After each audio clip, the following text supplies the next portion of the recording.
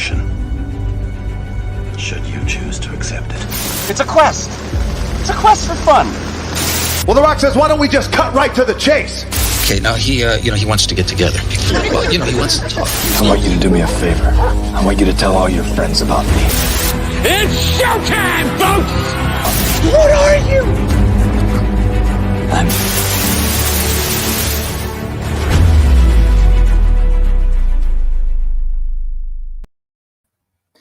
Greetings and salutations. Welcome to the season premiere of And I Quote.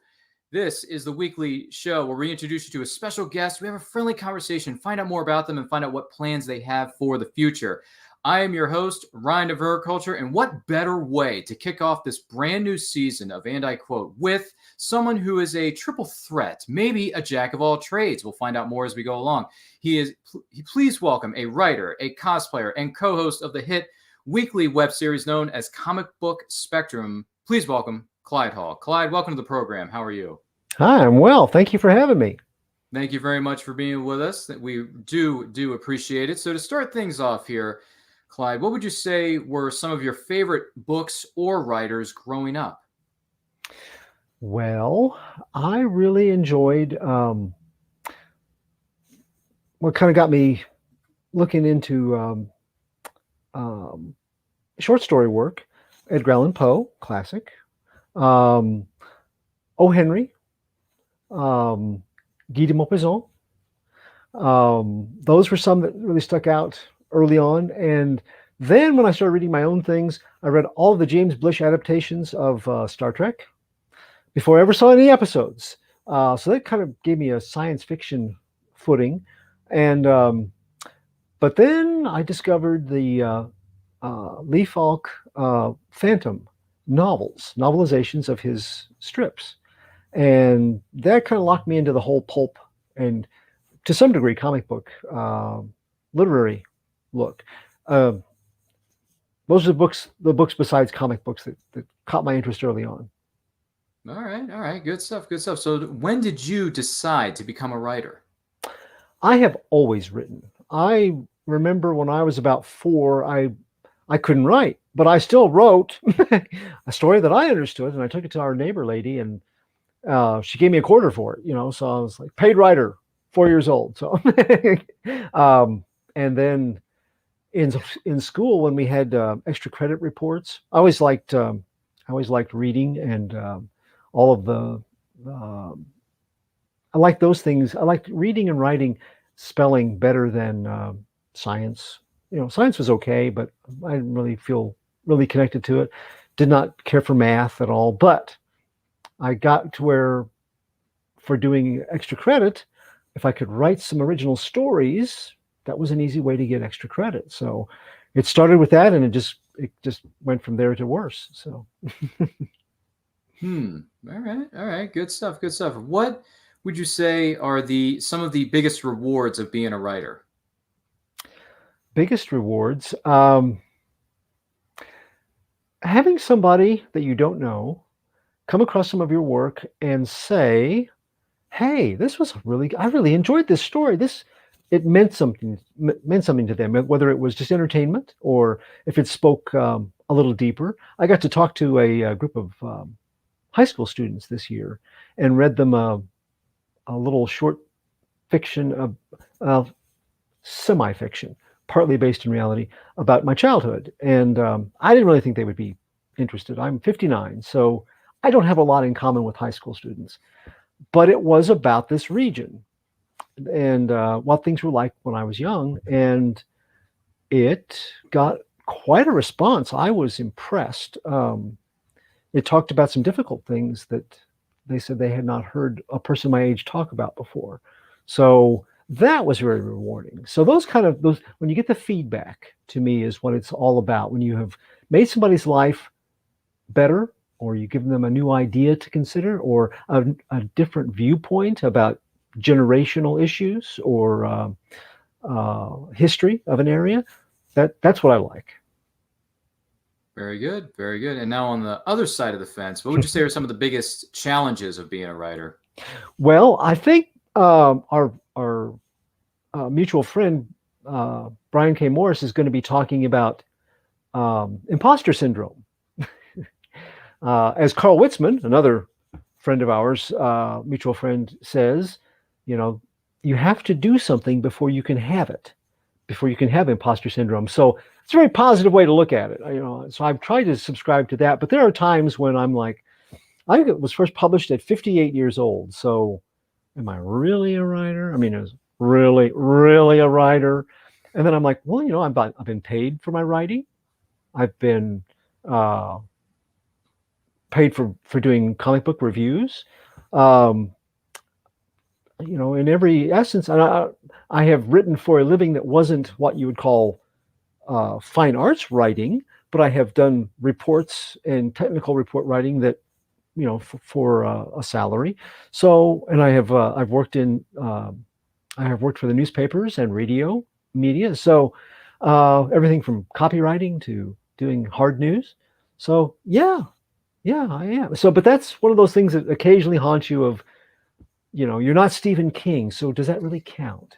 Well, how many Stephen Kings are there out there? And now I've learned, and I know several people that are definitely writers, and that's how they make their living.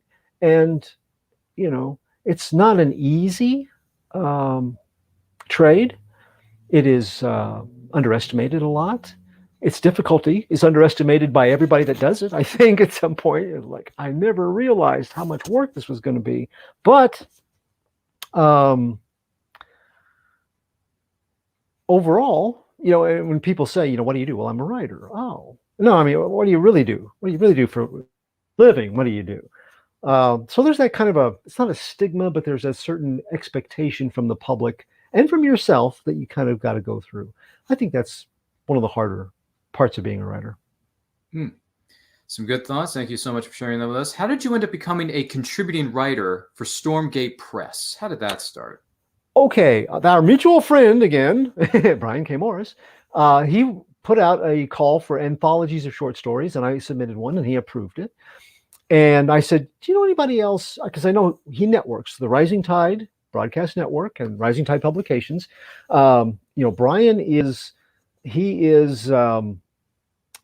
the Dalai Lama of helping people get started on a track to becoming a published author. And so I asked him if he knew anybody, and he's like, you know what?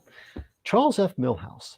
He's going to be putting together some stuff, and he gave me a heads up on some of the anthologies he'd already published. He goes, but he's going to be doing this pulp thing.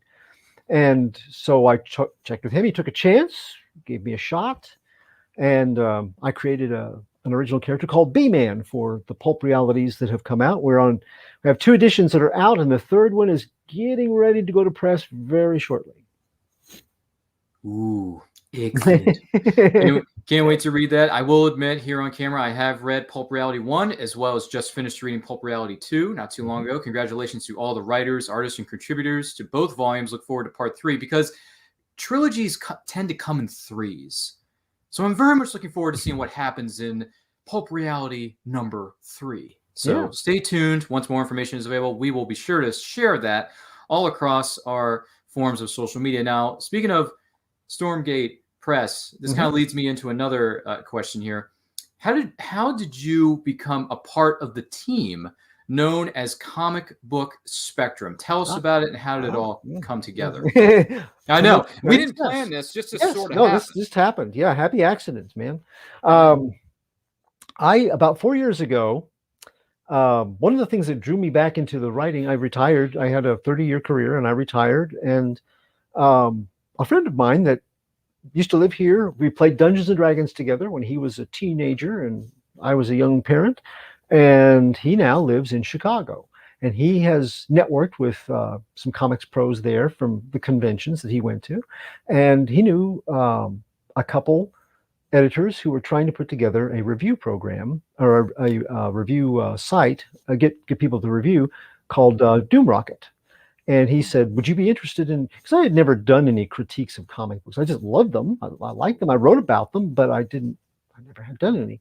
And so Jared Jones and Molly Jane Kramer from Doom Rocket took me under their wing and helped me take my jumble of comic book thoughts and refine them into reviews. And so for a couple of years, I worked with them. Then Doom Rocket went on a hiatus, and I had a little time off, and Brian Morris decided that he wanted to do part of the Rising Tide Broadcast Network as a comic review show, and asked me to take part. He knew that I worked at Doom Rocket, and so he offered me a slot, and I was not real sure because Doom Rocket, you would write text. It was just all text. They do a podcast, but I was never on that. That was always just the editors doing a two-person podcast. If you want to look up on Spotify or Apple, the Doom Rocket podcast, it's weekly Casual Wednesdays is what it's called. It's very good. It's very informative.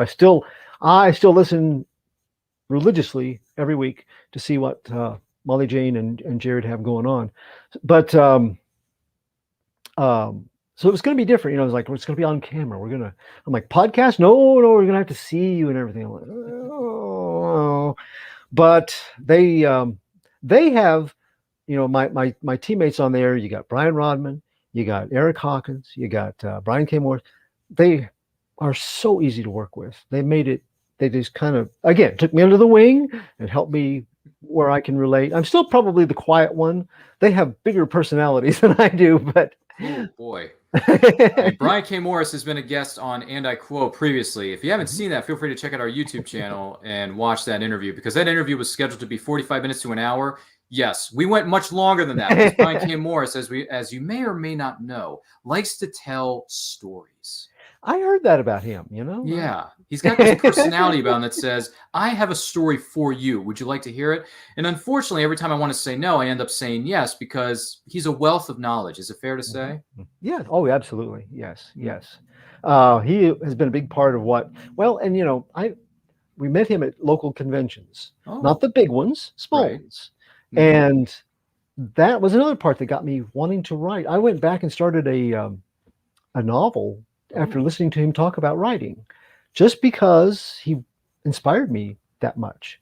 So yeah, and I'm not the only one. There are myriad stories of people that he has that have attended a conference that he's done, or he came and talked at our library when we had a writer's workshop day. Amazing. And yeah, but he's a nurturing talent, and he takes people that have some talent or desire, and he helps them realize their dreams. Rising Tide. It just doesn't get any better, I don't think, than that. Well, that is truly amazing. Now, Comic Book Spectrum is a weekly show. It's on Thursday nights, I believe, at 7 p.m. Eastern on the Rising Tide Publications Facebook page, as well as the YouTube channel. So if you're into comics, you're into that sort of stuff, which you should be, because comic books are #awesome-tacular. Definitely check that out. Well, thanks for sharing that story with us, Clyde. That's great stuff. So you got the 4 horsemen of Comic Book Spectrum, and it seems the crew and the show just continues to grow in terms of its audience, in terms of its followers, and also the merchandising just doesn't seem to want to quit, because Clyde and I are wearing a shirt that only do you mean? I don't understand. I know. Like, we're only wearing a shirt that came out a few months ago, and now there's already a new shirt that's up on the site. So there you go. True. Exactly. I know. What could we possibly be mentioning here? Just saying. It's called Marketing 101. It works. #always promote, and #always promote your friends, because as we've said this time and again, but it's true what they say, that a rising tide does indeed raise all ships. Yes. Yeah. And you know, that sounds nice. Yeah. And if you get into publishing, you run into people that don't have any kind of leaning toward that. And I gotta say, you know, as long as I've known Brian, and as long as I've watched the rising tide lift, it is absolutely as advertised. It doesn't cost you anything. You know, it's not a deal that you have to subscribe to, like a lot of people do, and there's no charge to it. But I've watched time and again friends that I've met at conventions and other writers that have, you know, had a limited amount of success rise up along with that tide. So it puts its money where its mouth is. So. It surely does. And actually segue into our next question. Any special memories for you from being at conventions or other events, whether you're promoting your books, your stories, or just going to these events as an attendee? Well, I didn't get published until the pandemic hit, so I haven't been to very many to promote that or to talk about writing. I've done a few online like this, a few online things about writing, but I got body checked by Lou Ferrigno at the St. Louis con one year. I was in his way. He was late for a panel. And, I was like, oh, you just got body checked by Lou Ferrigno? I'm like, well, I knew he was a big guy, but and he ran into me and then he was like, I'm sorry. And took off. And it was so fast. I didn't realize at the time. And then I'm like, that was him. That was Lou Ferrigno. That's pretty cool. So, okay. So I got that going for me. I survived a body hit, a full on body hit from Lou Ferrigno. Could have body slammed you or said Hulk smash. One of the things that has been fun with conventions, my wife and I have always loved Halloween, and we were doing cosplay and going to conventions and dressing up when it was just called it's the Masquerade Ball. It's the Saturday Night Masquerade Ball. Cosplay had not come into the vernacular yet. And but you work and you can't always get off for weekends, and sometimes you travel, had to go to conventions away that had the guests that you wanted. So we didn't do it often. But then when I retired, and we're quite middle-aged folks, and we're like, maybe we could play some characters that don't get cosplayed as much as others. Maybe older characters that young people, who could we be? And I was watching. There was the Batman standing there with the older Jonathan and Martha Wayne. Oh yes. On the Thomas and Martha Wayne on the floor, going no, and I'm like, we could be parents, but I'm like, where's Superman's parents? Because you'd see Jor-El and Laura, but you would never see Ma and Pa Kent. And I thought, we could do that. We live in a rural area. My uncles had left me all kinds of old farming clothing. I was like, we could do that. We could do the Silver Age kind of, Ma and Pa Kent. So I made a rocket that was buried into the ground. We put it on a little cart where we could take it along with us. So you got the oh, okay, I see what you're. You got the rocket stuck into the ground, and we're dressed up kind of like Jonathan and Martha from the 1978 Superman the Motion Picture movie. Yes, Richard Donner film. Yeah, kind of like that. And we went to we went first to St. Louis, but we didn't have the rocket ready yet. And that was where a fan goes, I'm sorry, I don't mean to, I don't want to offend you, but can I ask you a question? Which is always a great way to start, And I was like, yeah, go ahead. And he said, are you Amish or are you Mennonite? Because I've never seen a Mennonite that liked comic books. Oh boy. And then my wife turned around and she's holding baby Kal-El in the red and yellow robe. Yep, I remember that. And he's like, oh my God, your Ma and Pa Kent. Can I get your picture? But we looked like some rustics that had just kind of walked in, Right. Then we got the rocket, and the next little convention we went to, a guy playing Superboy and another cosplayer playing Superman were like, oh, do you ever go to Metropolis? And I'm like, oh, target rich environment. Because down there, every super person wants a picture with Ma and Pa Kent. Oh, yes. So that, being Ma and Pa Kent to a whole generation of younger cosplayers has been, and then the next year, Adam West passed away. So we prepared a cosplay in his honor of Alfred and Aunt Harriet from the TV show. Aunt Harriet. Don't believe I remember that character, but Alfred, obviously. But right. And this is what happens when you're a young buck. Look her up. She was a recurring character on the Batman TV show, and so I don't favor Alfred. Most of the versions of Alfred I don't favor too much, but without whitening my hair and a little very precise mustache, I think I pulled it off well enough. But we again had our little trolley that we would take around, and it had the Shakespeare head to turn the. Oh yes, that part panel. I do remember. Did you have the bat phone with you? I did, yes, and it lit up. A red bat phone that lit up. It lit up. Oh my gosh! Yeah. Yes, Batman Telegram. Yeah, I mean, right, that's another scene from another part of the series, but still, I digress. but we got into with the Gotham crowd, and made more friends, and so those we have played a lot of characters now. We've done Harry Potter characters. We have done really? Wildcat and the original Red Tornado from the Justice Society of America. Whoa. Yeah, very obscure characters. Wow.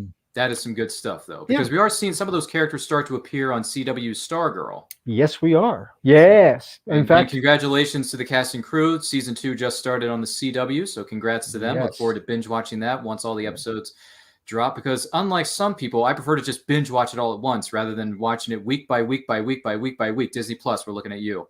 But still, whatever. But no, that's great. So you were saying Wizarding World characters, DC characters, any characters within the Marvel universe? You giving any love to those people over there who are like dominating the box office for the last 15 years? I started off because I saw some Star-Lord when the first Guardians of the Galaxy movie came out. Guardians, I really liked it. Was one of our favorite Marvel movies, and I saw some people over at St. Louis doing Star-Lord, so I decided to do they were doing the short coat version from the first movie, so I want to do the long coat version when he first arrives. Oh yes, I remember that. And so I did that, but I'm a little long in the tooth to look very, as long as I'm wearing the mask, I'm okay. But I'm a little long in the tooth to play Star-Lord. So then when Doctor Strange came along, I thought, this is my shot. I can look at least. Yes, I can at least look like the character from the comic books if I don't look like Cumberbatch too much. But my daughter and my wife helped me make a very screen accurate from the first Doctor Strange movie costume. Ooh. And he's my favorite Marvel character to cosplay now. So I've done Cyclops for some people that needed a Cyclops. But again, I'm an older guy for that. So I really like, I really like playing Doctor Strange. And he's one of my favorite Marvel characters anyway, so it just it works out. We did that for Free Comic Book Day. The only time I've got to cosplay for the last couple of years, we did Free Comic Book Day, and there was a wonderful Thor there, so we did a thing with a refilling ale glass, and we did this whole little photo shoot thing that was just a lot of fun. So yeah, that's my Marvel character. Yeah. Wow, those some great memories and stuff like that. So I'm assuming once Earth kind of starts to reopen again and more conventions and other events start to get back on their feet, I take it you're going to pay Metropolis, Illinois for Superman Celebration a visit. So at some point in the future, and then you're also going to be doing some more appearances as was it Doctor Strange and other characters once the movie starts. Because I'm assuming you're going to be there front row center for the new film Doctor Strange Part 2 in the Multiverse of Madness. I've never dressed up to go to the theater because they began to, when we started to get into cosplay and actually have something that would be good to wear, they were starting to kind of, locally at least, they were kind of frowning on that after some incidents at movie theaters with. Oh, okay. After one of the Batman premieres, they started to be much more careful about that. Right. So I know other places are more open about it, but here it was, it seemed like they weren't really very encouraging for it. But that didn't stop me from going to see like Guardians of the Galaxy 7 times in person, sitting in the front row. So we'll be going to the theaters, yes, but right now we're just glad to be able to stream a lot of things. So. Oh yes. I mean, I'm sure we can all agree that during the unfortunate circumstances with the pandemic, streaming services have exploded, and subscribers have continued to grow, and more people are streaming certain movies or TV series from the comfort of their own home. And listen, if you want to be safe, I respect that 100%. So. Do what makes you feel comfortable. Do what you feel is right. That's all I'm going to say on that topic. But cosplaying is fun. I actually just started doing cosplaying myself a few years ago. I cosplay as Dr. Henry Jones Jr., not senior because I'm not that old yet. But I have gone as Indiana Jones, and I've also cosplayed as Clark Kent from the TV series known as Smallville, which starred Tom Welling, Michael Rosenbaum, and company. Hopefully, I get to pay Metropolis, Illinois a visit once Earth fully reopens. And I feel very comfortable with traveling outside of my own home state. No offense to everyone else out there, but we need to be safe about this sort of thing. So Superman Celebration is very high on my list because Superman's my favorite character. Oh, there you go. I kind of owe it to the people of Metropolis to pay them a visit. And to spend time with Brian K. Morris and all his friends and all his neighbors, because it's a beautiful day in the neighborhood. And it's a beautiful day for a neighbor. And I'm sure Brian K. Morris would love to give me a tour. So we'll have to let Brian K. Morris as well as Brian Robin. There's too many Brians in this world. Too many Brians don't make it right. I'm sorry. It just doesn't. No, I'm just kidding. We love you guys. But if we ever get together again as one big happy family, I hope to see you guys in Metropolis, Illinois. So please mark that down on our to-do list. Hopefully we can accomplish that somewhat within the next few years, because I really want to go. Well, I would really, really, really like to see you there, and you will have a blast. You will have a blast. So. But remember, it is Southern Illinois. Yes. It is the second. Normally, it is the second weekend in June. You would think, oh, it's June. That means it's probably balmy and nice. Well, right on the river, and the humidity is about 389% there. Jeez. So if you come as a character like Batman or somebody attired in a dark outfit, you're going to need to have one of those circulating backpacks with camelbacks. Yes, you need to do something to, and you need to hydrate a lot because it's always hot. Yeah, always hot. I've heard the weather is quite hot, like hotter than an episode of CSI Miami with Horatio Kane, one of my good friends, by the way. Just saying. Good stuff. Great memories. Hopefully, once conventions start to open up, you'll get to promote your writings as well as, whatever other projects you have coming down the pipe. Now, speaking of writing, what advice would you give to aspiring writers out there? Okay. For one thing, if you are sitting here watching a show like this about writing, and you're wondering, I wonder, if I should. I've written fan fiction, or I write games, or I'm a game master, and I've always thought about writing. I wonder if I should. Do it. Just pursue it. It may not go anywhere, but try, because and if you're older, who cares? I got published when I was 58. I've written fan fiction most of my adult life. Wow. So, it's never too late to try. And also, if you are in that category of somebody that wants to write, do check out the Rising Tide. If you want to network with people that are not out to bamboozle your talent or copy your ideas, or somebody that is not going to prey upon you but will actually help you, I think Rising Tide is an excellent resource for getting to know other writers of all different levels of experience, age, and I am probably one of the lesser writers as far as volume. I do short stories for Pulp Reality, and I've written some other short stories and some radio dramas, but I don't have books out or anything yet, like a lot of my friends do. But I know where to go for information when I do have a book, because I know them.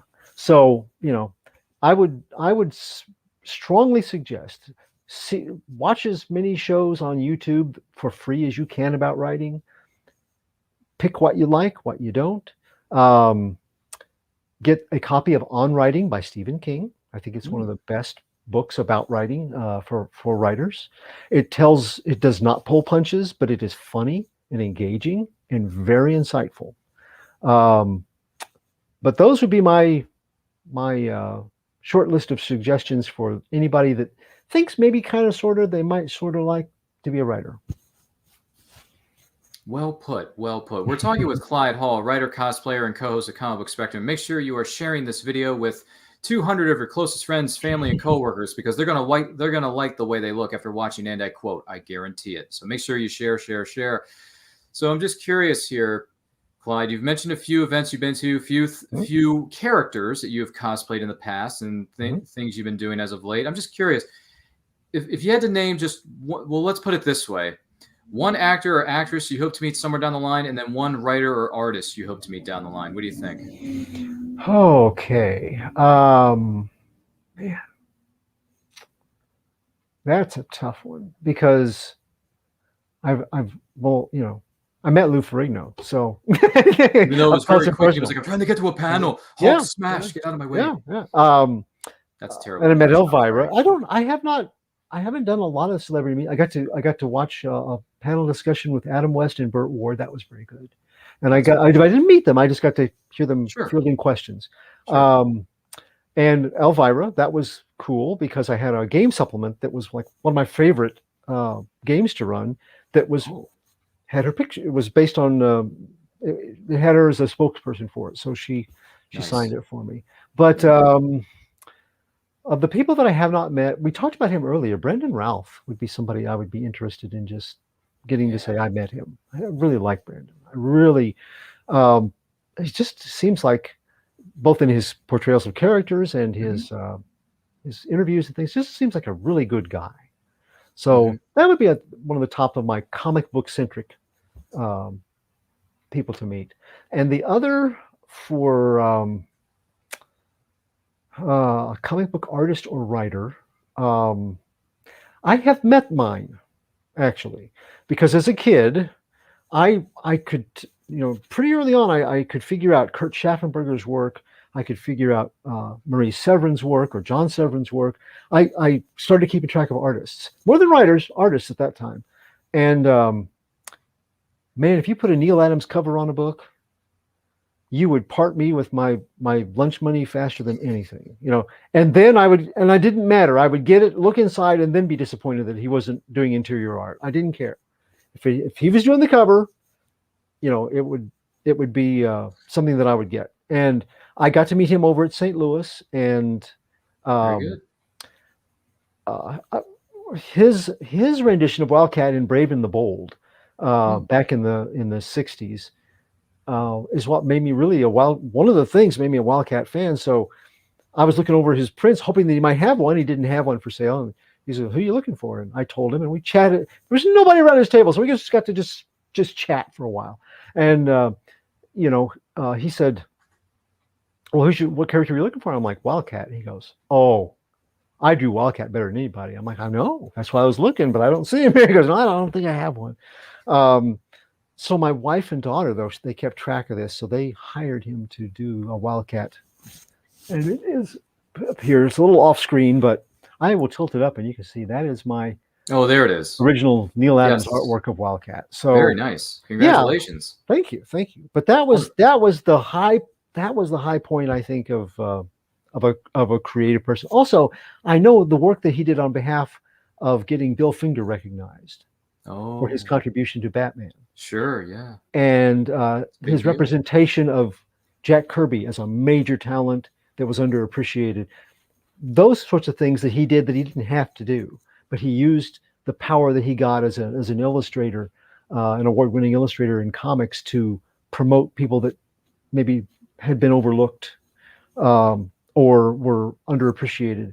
That speaks a lot to me about his person, not just his talent, his personality. So Neil Adams, you're okay in my book. And you are one of the people that I hope to be like when I grow up. So no, nothing wrong with that. Great picks. Correct me if I'm wrong. Was it Neil Adams and Denny O'Neil that did Green Lantern and Green Arrow's Hard Traveling Heroes? Hard Traveling Heroes. 70s? Absolutely. I actually have the deluxe edition hardcover of that, and I just read that not too long ago. Darn good story for its time. Really good story. Imagine reading that when you're an 8-year-old kid living in a very small town in Southern Illinois and having a person go, "I read where you done considerable for the Redskins and the Blueskins." That scene, that is one of those galvanizing. I mean, that's when I think that moment right there is when I realized that comic books could be a lot of fun, and comic books could tell truths besides just a fictional story. So yeah. That's very true. Yep, have the deluxe edition hardcover. So good stuff to have in one's collection if you are a comic book fan of any age, any generation, of any writer, any artist in general. I'm just pointing that out there. So outside of the names you have already mentioned, what would you say are some of your favorite artists and writers of today? Okay. Mark Russell. Good stuff from Mark Russell. Alex Packnadel. I'm talking writers right now. Sure. Alex Packnadel, if you haven't read it, I think it was very underrated. If you have not checked him out, he's got several things. He's done some Marvel work now, and I've read some of it, but not too much. But he did a near future, like it's so close to near future, it feels like it's 15 minutes in the future, called Friendo. One word, Friendo. Okay. Look it up. It's all about marketing, not like a business, but dystopian marketing and the level that it goes to. And I got to talking to him online a little bit, and I reviewed one of his books, and he wasn't getting a lot of airplay, and he appreciated it. So I started talking to him, and I said, "How did you do this? You know what is in the minds of marketing people." And I don't mean like in a good way, executives, because it's a horror story. And he's like, I worked in marketing for like 5 years or 6 years. Like, oh, well, that would explain it. But he's taken that experience and he turned it into that. And everything I've read from him is quite good, quite good. Let me think. As far as artists, Gail Simone is another writer. Before I get off the topic, I really like Gail Simone's work. She's not necessarily, she's not a young gun or anything, but I really enjoy the work that she has done. Black Canary and Birds of Prey. Oh yes. Yeah, she was instrumental in shaping them into what they what they are today. Let me think here, artists, because there are so many good artists. Well, okay. I am reviewing this week on Comic Book Spectrum. I am reviewing The Blue Flame, and there is an artist that I had not seen before, and I am very impressed with, Adam Gorham. That I like him. Is he a favorite? He could very well be. Of the one I've read recently, and this is the 4th issue. I have them all so far. I am really enjoying his take. Also, Mike Mignola, I know he's a very stylistic. It's not every story would be good with him, but for horror and Hellboy and those sorts of things, I really like him. And you just made me think of something else too. Speaking of monsters, Marvel was always my monster book. I was never a big mutant fan, but monsters, Werewolf by Night. One of the people that would be a bucket list person to meet would be Mike Ploog. Oh. You see him occasionally at conventions, but he started off in comics and then he went to doing, he did the animation work on the 1980 heavy metal movie where B-52 crew comes back as zombies. It's very horrific. Gosh. But his work on Werewolf by Night and some of the other, and Ghost Rider, the original Ghost Rider yes. series. I, as a kid, again, if it was a Marvel book and it had a Ploog cover, just kind of like Neil Adams, I was there, and I'd love to meet him sometime. So there's, going back to that question, there's another answer. No, it's all good. It's all good. We really appreciate it. Thank you for sharing that with us. Now, a lot of things have been released. A lot of things are upcoming. I'm just curious, are you familiar at all with Why the Last Man by Brian K. Vaughan, who also wrote Saga? I have heard of it. I am not familiar with it. No. Okay, because the new series is about to drop. Yes. I believe it's FX on Hulu on September 13th, and a lot of comic book readers, a lot of comic book fans are jacked up and excited. I have read about Why the Last Man to finally make its adaptation debut on FX on Hulu. So looking forward to that. I just read volume 1 of, I think there's 5, maybe 6 trade paperbacks. I'm not 100% sure, but even though I read the first volume, that's a heck of a story. So I'm very curious to see how that's going to be adapted to the small screen on FX on Hulu. So just thought I would put it out there and say, hey, this one's upcoming. Are you curious to watch it at all? Ryan, tell me now. I haven't read the series, and I haven't, of course, this hasn't launched yet. Not yet. Must I read it and then watch it, or could I watch it and then read it? Ooh. That's $1 million question, because that's a question that I sometimes ask myself. Should I read this material before the adaptation comes out, or should I watch the adaptation of it first and then go back and read the original source material?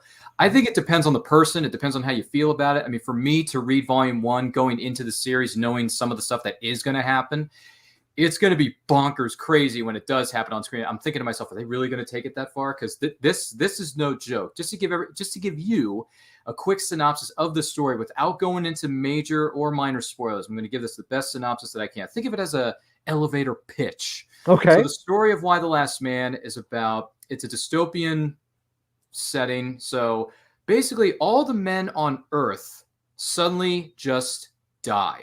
all the women are alive, but all the men except one man and a male chimpanzee are alive after this sudden event occurs. And it's up to this young man, whose name is Yorick, to figure out why he is the last man standing. And the women, like, there's a group of women coming after him. There's a group of women in the government who want to find out how he survived this apocalypse and what they can do to potentially bring back the male part of the human race.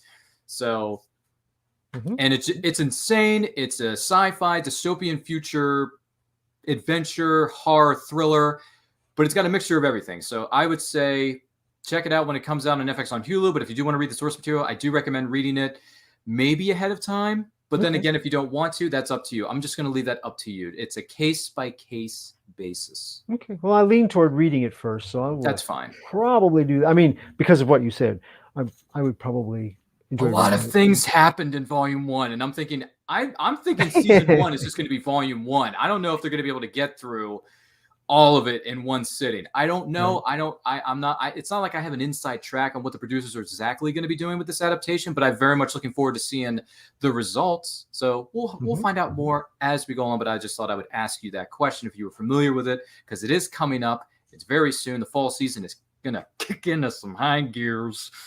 So there you go. There's your elevator pitch known as Why the Last Man. If you want more information or if you want to buy copies of it, I'm sure you can find it on other apps, Audible, Amazon, your local comic book stores, #support local comic shops. So please feel free to consult your local comic shop and see if they got the trade paperbacks, because that's where I got mine. Just saying. So with that, Clyde, and hopefully that was a good enough elevator pitch for you as well as you who are watching this to check out Why the Last Man, because I think it's fascinating. As a wise man once said, fascinating.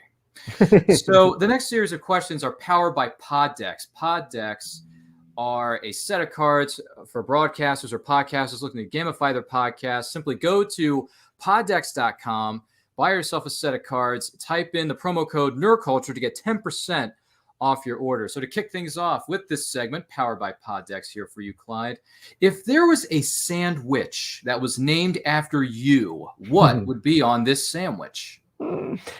Okay, my sandwich would have to have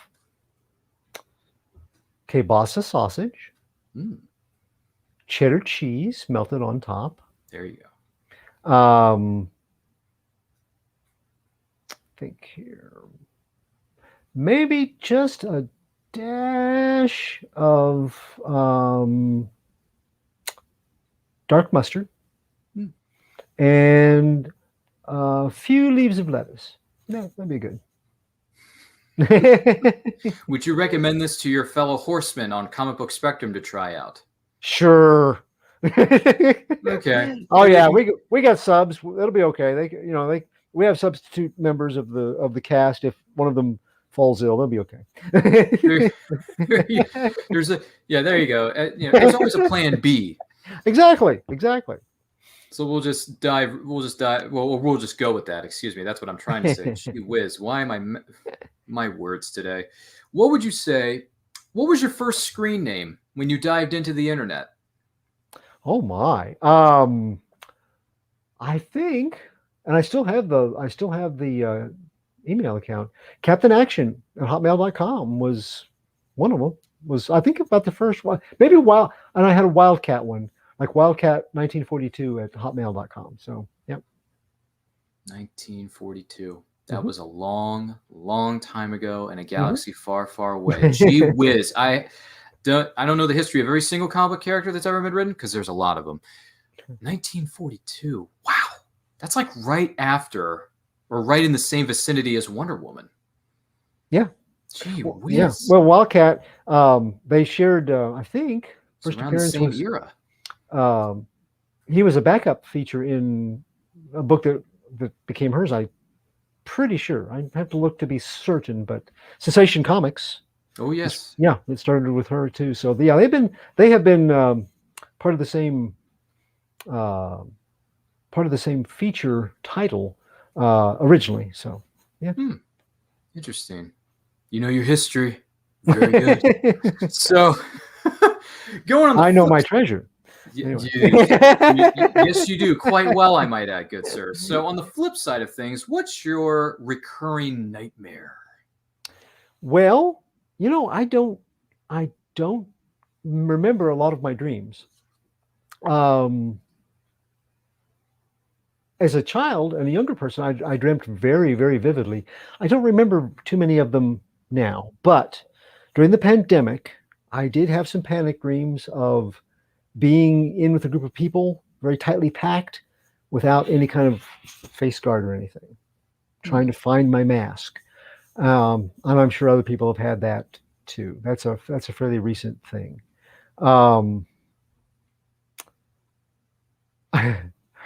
I'm diabetic, so if my blood sugar should drop during sleep, that's some interesting dreams. And sometimes they're not dreams. You're up walking around going, I must get something to eat. But woo, shiny. Look, there's a giant platypus over there looking at me. I mean, it can get very surreal. Almost To Live and Die in LA surreal, or Johnny Depp surreal. So but the pandemic dream, that's been the most recent. Before that, the things that I would dream would be, and my daughter, she's grown, she's a little older than you are now, and but she's a child again, and there's something bad about to happen to her, and one of those slow motion dreams where you can see it unfolding, but you can't get there in time. Things are going at a normal pace there, and you're in slow motion. So those are sweat drenched dreams. Right. Just be glad you don't have a recurring nightmare that occurs around the same time every year during Halloween, especially if you live in a place called Elm Street. Yes, there you go. It's not a good things don't really end well for those who have nightmares. Yes. Elm Street. Yes. I should know. I've seen the first 4 films. Not all of them yet, but I'm halfway home. 4 of 8 have been complete. I know Freddy vs. Jason doesn't really count, but it's in the set that I bought, so I'm going to watch all 8 of them. The Dream Warriors? Like I said, I've seen the first 4. So I've seen Nightmare on Elm Street 1, 2, which is Freddy's Revenge. Nightmare on Elm Street 3, Dream Warriors, very good one. Mm-hmm. Nightmare on Elm Street 4, The Dream Master, that was a good one too. Now, what did you learn from? There's one thing there's a takeaway if you're a gamer from Dream Warriors. I saw the movie a while ago, so feel free to remind me as well as remind you at home. What is this thing that you should be learning? The kernel of wisdom that you should take from Dream Warriors, Nightmare on Elm Street 3, is wizards don't close. Right. Right. We're whooping up on Freddy pretty good with magic powers until we decide we'll go hand to hand with him. Sorry, Presto, not a good call there. Yeah, that's true. I will say this though. One of the other takeaways I got from Nightmare on Elm Street 3 is the theme song. By Draken. Yeah. We're Dream Warriors. I'm just saying. Good theme song for the time, good for the 80s. And let me tell you something. If there's one thing we've learned about the 1980s is that they had great soundtracks for almost every movie that was ever released. So take it as you will. Well, that song will probably find a spot, or it should, in the next Stranger Things season, maybe. Oh, yes, that's a good point. Yeah. It does play to the 80s, so it is meant for it's set during the time period of the 80s, if I'm not mistaken. If we can do Never-Ending Story as a theme and a recurring music bit for that, it's so beautiful. I love that. When they started that, I just, the nostalgia. Maybe you at home, I grew up watching the Never-Ending Story as a kid, so it's one of my favorite movies. Even to this day, I still think it's one of the best fantasy films ever made. It has practical effects. That's still, for the most part, I think they still work. They hold up. And the theme song, say what you will, how cheesy it is, but when Lamal gets dialed in, Lamal is dialed in. Okay. Right. And then when you're looking through that telescope at the Southern Oracle or the gateway to see the Southern Oracle, and you see the ice, and then you see the ice crystals of the Southern Oracle. Sorry if I'm giving away spoilers for a movie that's almost 40 years old. Sorry. It's good visual effects. Oh, yeah. It's Wolfgang Peterson. It's Wolfgang Peterson, the guy who gave you movies like The Perfect Storm, the remake of Poseidon. And I will say, I'm one of the few people who like this. I like the remake of Poseidon. I really do. I saw that in the theater and my mind was blown because of how good those visual effects were. And that movie was so good. It was actually nominated for best visual effects of that year. 2006. Fun fact. And speaking of Brandon Routh, that's when his movie Superman Returns was released in the year 2006. So fun facts for you watching at home. Just pointing that out there. So Clyde, from our good friends here, powered by Poddex, if you could undo one moment in your life, what would it be? Oh. Well, that's a pretty personal question, but I will tell you, a couple of years ago, 3 days before Christmas, my granddaughter, she had seen Frozen 2. Oh, yes. And they had a pond by their house, and she went out because it had a little bit of ice on it, and she thought, we think that she believed, she could do an Elsa sort of thing, and she fell in, and she drowned, and she survived, but she has a brain injury that is very debilitating right now. Oh. So, had I the ability, every time it comes up now, used to when they go, where would you go if you could travel in time? What would you, or if you could redo a moment, what would it be in the past? It was always something fanciful, but ever since then, when somebody asks, the straight up answer is, I would go back to that date, and I would change that. Well, sorry, didn't mean to bring up necessarily bad memories for you, but my heart goes out to you and your family members who went through that unfortunate situation. I'm very sorry. Sorry to hear about that, but honestly, that would be, if ever time travel is developed, sure, you can talk about, oh no, we shouldn't go back and change history. One little girl, one incident. Yeah, I'd risk it. I'd do it. So there you are. Yeah, sorry, Doctor Who. I know you probably wouldn't like that, but you're in the UK, so I'm here. So I can do this.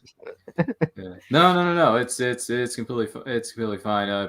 Heart goes out to you. Thanks for sharing that with us. Do appreciate it. I know, like I said, didn't want to necessarily bring up some bad memories, but.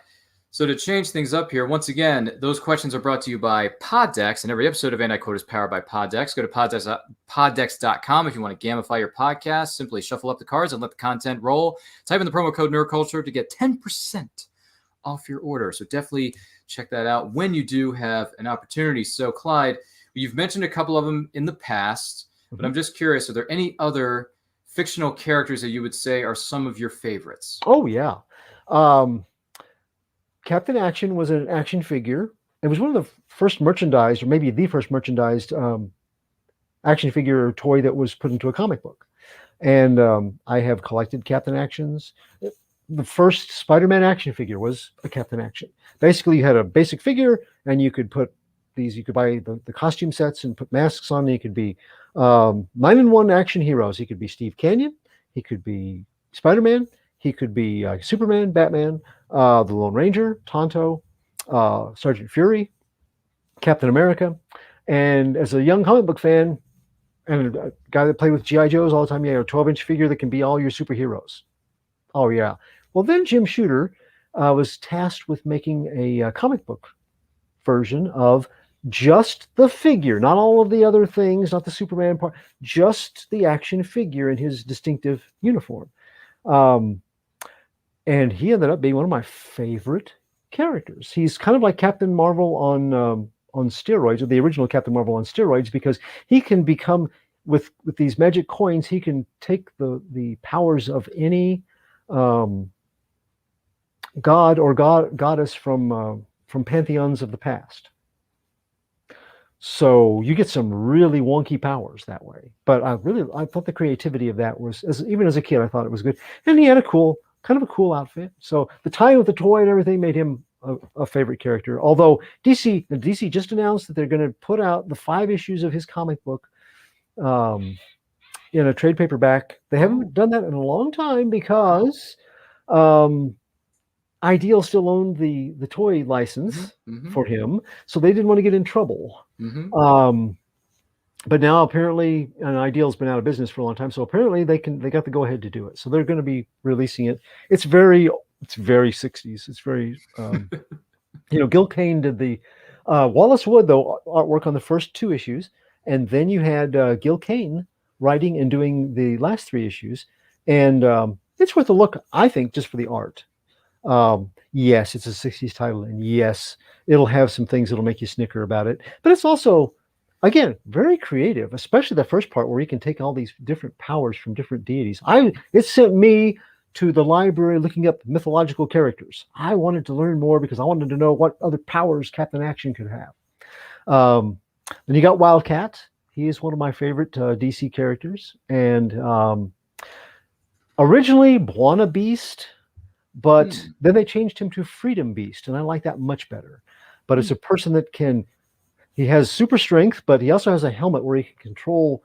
If you've ever watched the Batman Brave and the Bold, they had Buona Beast as a recurring character on that. He takes two different animals and he fuses them together and he can control them. And he would take like a wasp and a horse and make a big flying insect horse. Gee willikers, that's like Vixen's powers on steroids. Because I remember the character Vixen can harness the power of a certain animal or a beast, and she can display those abilities. Am I right? Mm-hmm. Yeah, and Brave and the Bold, they were a couple.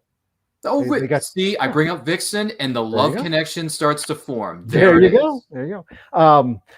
But they changed it. It was a white jungle hero, and they changed it to where right after apartheid was outlawed and everything, they made Freedom Beast, who was a native of the land where the helmet came from, and he has the same powers and uses them very creatively. The others were, I think it's Mike Maxwell was the original.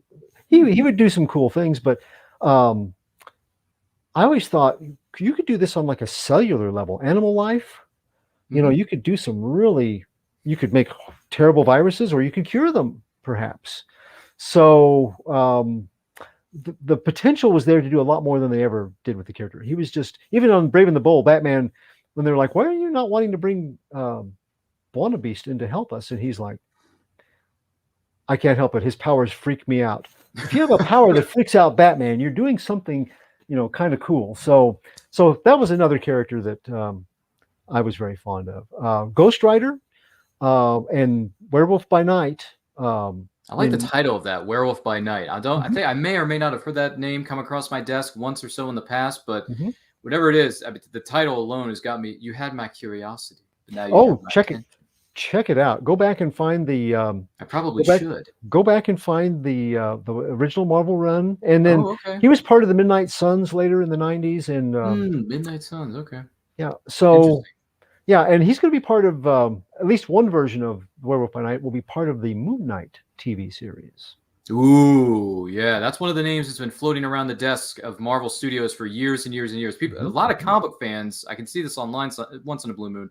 They have been clamoring, they have been dying to see the character of Moon Knight finally adapted, because I've heard so many there's different iterations of his character, there's different versions of the character, and there's also people are saying, well, he's got this personality disorder, and once he loses his head, it's just everything goes crazy around. And I'm thinking, oh, so basically, what if a superhuman being lost his marbles?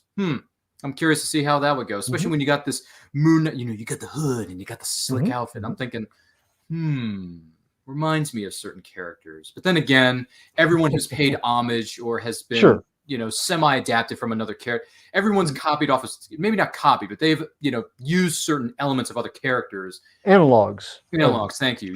Sure. So if Moon Knight comes to fruition, I'll be there front row center, because I've been very curious to see how this character is going to be adapted, whether as a movie or a TV series.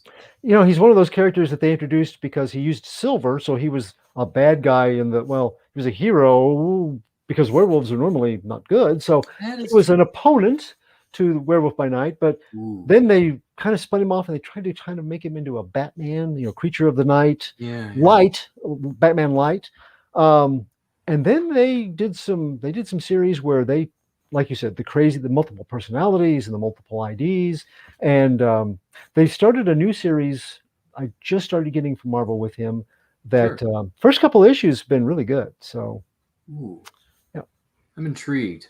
I'm intrigued. I'm gonna have to go back and read some of these materials and some of these characters as well. So we know some of these are already being adapted or in the process of being adapted, but you're given a green light to let's say, all right, here it is, Clyde. You have the ability to adapt a character who has not yet been adapted into a movie or TV series, but you can only pick one. Who's it going to be? Is it going to be Captain Action? Probably not, because he's very much of a different era. You could upgrade him. I have seen they have done some attempts at upgrading him. Other companies, not DC, but I don't know that you could make him, unless you did a nostalgia piece. It would not be terribly compelling, probably. Or not very much like the original source material. However,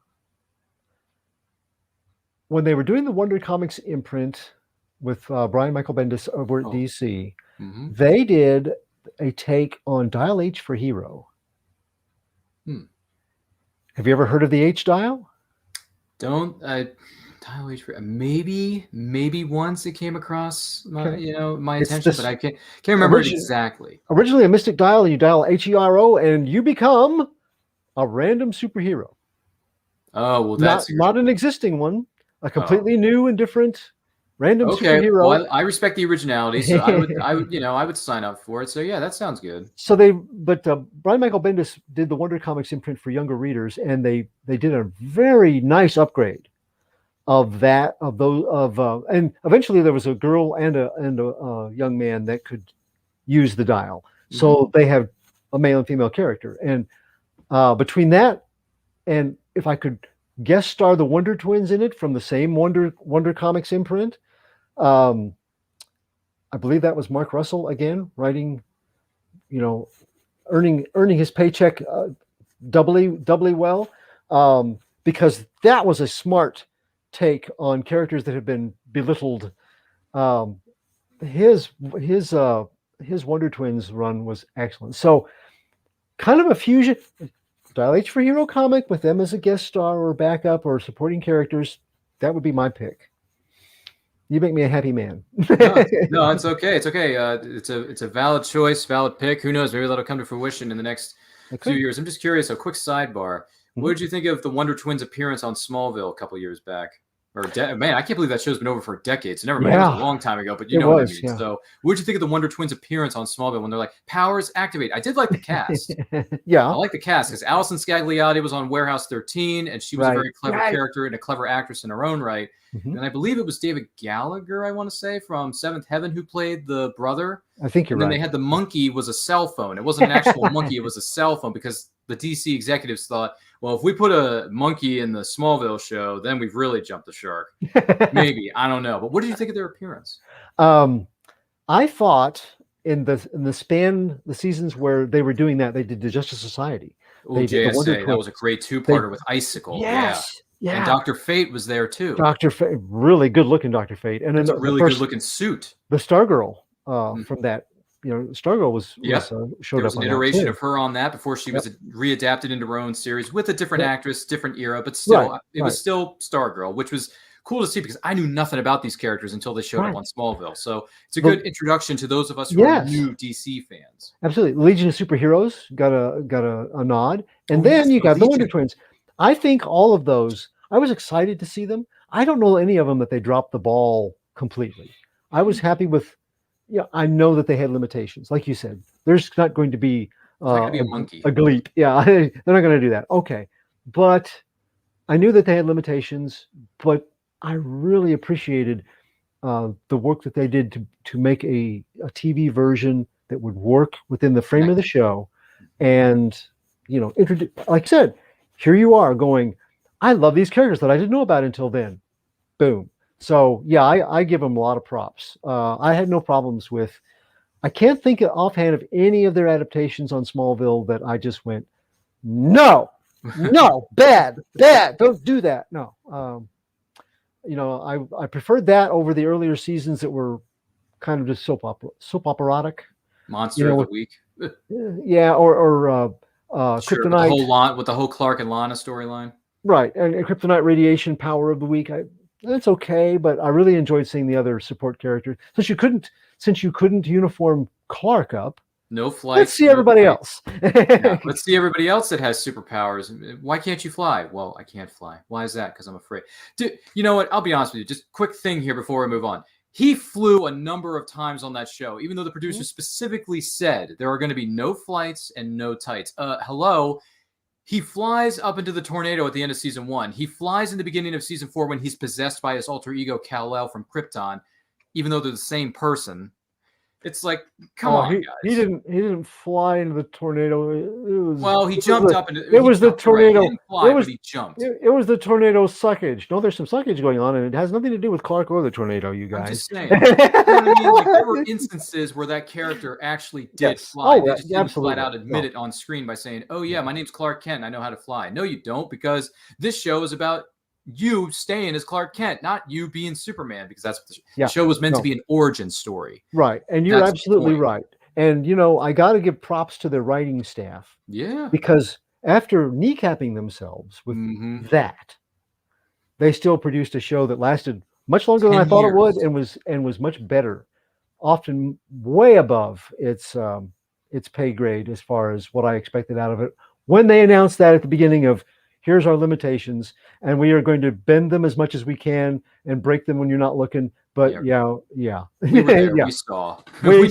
We knew. I have all 10 seasons on DVD, I might add, and I'm just going to point this out. There were a number of instances where this guy flew before he ever put on the tights. Okay.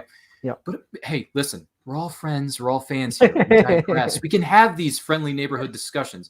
It's okay. So we want to take this opportunity to thank Clyde Hall for being our first guest on the season premiere of And I Quote. So Clyde, let me put it to you like this. Any upcoming projects you can tell us about, and where can everyone find you on social media? Okay. Well, Ryan, thanks for having me. I appreciate it. And thanks for starting your season with me. That, when I saw it was the premiere episode, I'm like, well, dang, now I got to be good and stuff. So people keep no pressure, right? No pressure. But you can find me by going to www.stormgatepress.com, or you can find these on Amazon as well.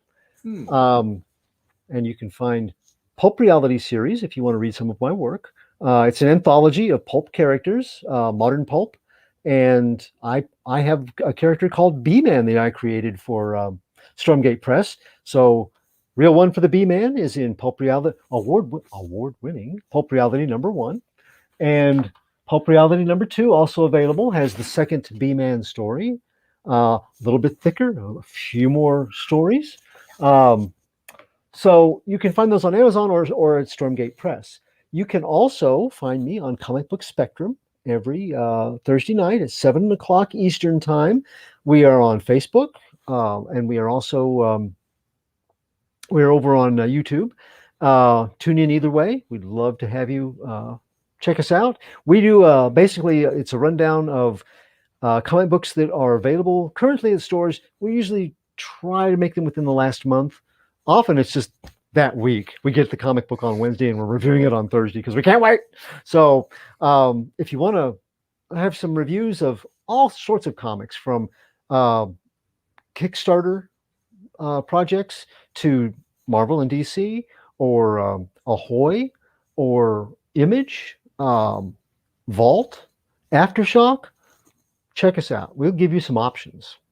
And we're all different enough in different ages where, we normally do a pretty good shotgunning of all sorts of interests and genres. So check us out on Comic Book Spectrum. You'll be glad you did. It's part of the Rising Tide Broadcast Network. And if you're an aspiring writer, go to Facebook, look up Rising Tide Broadcast Network, and think about joining that there. Also, if you're on Facebook, look me up, Clyde Hall. You can also find me. I have an author's page that is Radiating Positive Vibes with author Clyde Hall, and I put up a daily little post of something positive. We try to put up a daily positive feed. Sometimes it's 2 or 3 positive things, because you can't limit it to just one in these days. You need all the positivity you can get, I think. So you can find me there also. Well, that is just fantastic. Thank you so much for being with us, Clyde. My name is Ryan of Neuroculture. You can follow us on all forms of social media, simply at It's Nerd Culture. Check out our YouTube channel. We post new videos each and every week, whether we're having interviews, Battle of the Nerds, trivia games. We talk about movies, TV series, anime, video games from our Twitch streams. We try to cater to your nerdy heart's desire as best we can. So don't forget to like, comment, subscribe, share this video with all your friends and family. Trust me, they'll be glad that you did. That is going to do it for this episode of And I Quote. Once again, thank you for joining us and supporting us. We really, really appreciate it. Look forward. We got so many great guests coming your way on this brand new season of And I Quote. These episodes are going to drop Saturdays at 12 p.m. Eastern time. So be sure to write it down on your calendar, put it in your phone, however you want to go about it. I will leave that up to you. But in the meantime, to you, stay healthy, stay strong, stay safe, and most importantly, read comics. Take care, everybody. I'm GW Pomager. I'm Dina Marie. I'm Sage Ia. I'm Thomas Carter Rochester. Hey, I'm David Thompson. Hi, I'm Kevin. And I'm Mia. Hi, I'm Mark. Hey there, this is Dave Adams. Hi, I'm Rosemary Rose. Jerome Conner here. Hey guys, it's Josh Bauer. It's Willow Schuyler. I'm Cosplay Michael. I'm Alva. It's your boy Country. I'm Ryan Permison. And I'd like to ask you guys, please subscribe. Please subscribe. Please subscribe. Please subscribe. Please subscribe. Please subscribe. please Subscribe. Subscribe. Subscribe. Subscribe. Please subscribe to HWWS Web TV. Great bunch of people. And don't forget to smash the bell. Ring that bell. Smash that bell. Hit that bell. Hit the bell to be notified. Hit the bell to get notified of new shows And videos. you're going to want to do that, so do that soon. So we can cross that 20,000 mark. and get us to 100,000 subscribers. To 1 million and 10 million and 100 million. on HWWS. Web TV. You really like it, I guarantee.